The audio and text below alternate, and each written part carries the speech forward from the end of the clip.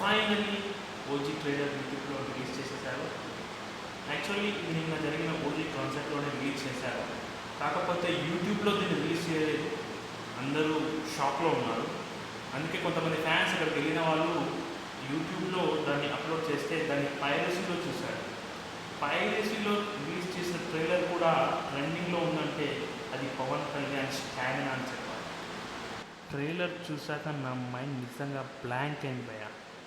ఆ బీజిఎం ఏంటి, ఆ పవన్ కళ్యాణ్ స్వాగ్ ఏంటి, సుజిత్ గారి డైరెక్షన్ అంటే ఏంటి, డివివి దానయ్య గారికి ఆఫ్టర్ RRR నాకెందుకు ఇది చాలా పెద్ద హిట్ అవుతుందని నేను కోరుకుంటున్నాను. ఈ మూవీలో యాంటగనిస్ట్ రోల్లో ప్లే చేస్తున్న ఇమ్రాన్ హష్మీ గారికి చాలా పెద్ద ఇంపార్టెన్స్ ఉంటుందని నేను అనుకుంటున్నాను. ఎందుకంటే ఆయన లుక్స్ కానీ ఆయన స్వాగ్ కానీ నాకు తెలిసినంత వరకు బాలీవుడ్ వాళ్ళు కూడా ఇంత రేంజ్లో అతన్ని ఉపయోగించుకోలేదని నా ఫీలింగ్. ఆయన లుక్స్ కానీ ఆయన స్క్రీన్ మీద కనిపించేటప్పుడు ఆయన నడిచే విధానం కానీ నాకైతే చాలా బాగా.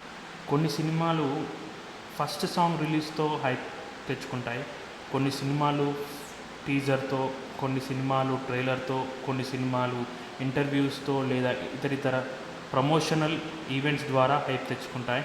కానీ ఓజీ ఒక్క సినిమా లాంచ్తోనే హైప్ తెచ్చుకున్న మూవీగా నాకు తెలిసి హిస్టరీలో మిగిలిపోతుంది. ఈ మూవీ ఎప్పుడైతే లాంచ్ అయిందో ఆ రోజు నుండి ఈ రోజు వరకు కేవలం పవన్ కళ్యాణ్ అభిమానుల్లోనే కాదు, యావత్ తెలుగు ప్రేక్షకుల్లో ఓజీ సినిమా ఎప్పుడు ఎప్పుడు ఎప్పుడు ఎప్పుడు రిలీజ్ అవుతుందని అందరిలో ఒక కుతూహలత నెలకొంది. ట్రైలర్ స్టార్ట్ అవడమే ప్రకాష్ రాజ్ గారిని చూపించారు, మరియు శ్రీయారెడ్డి గారిని, ఇంకా ఇతర యాక్టర్స్ని చూపించారు.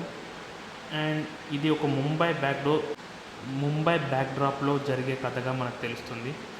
పవన్ కళ్యాణ్ గారి స్వాగ్, సుజిత్ గారి డైరెక్షన్, తమ్మన్ గారి అవుట్ స్టాండింగ్ బీజిఎంతో ఈ మూవీ ఖచ్చితంగా బ్లాక్ బస్టర్ అవుతుందని నేను బలంగా నమ్ముతున్నాను. నేనే కాదు, 2 రాష్ట్రాల తెలుగు ప్రజలు మరియు ఇండియా వైడ్గా మూవీ లవర్స్ వెయిట్ చేస్తున్నారు. సో సెప్టెంబర్ 25 రోజున మీరు హ్యాపీగా దగ్గరలో ఉన్న థియేటర్లో టికెట్స్ బుక్ చేసుకొని మూవీ చూసేయండి. Don't encourage piracy, please do watch it in theatres only.